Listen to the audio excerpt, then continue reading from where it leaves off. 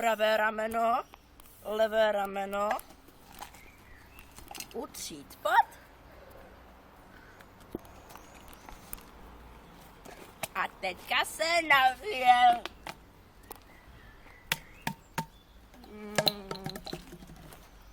Sakra, já se tady v tom vedru snad upotím. Hele, nemáš nějakou tekutinu? Jo, mám, ale trochu, ale jestli nevadí. A s čím to je? Voda a To nevá. voda s šťávou.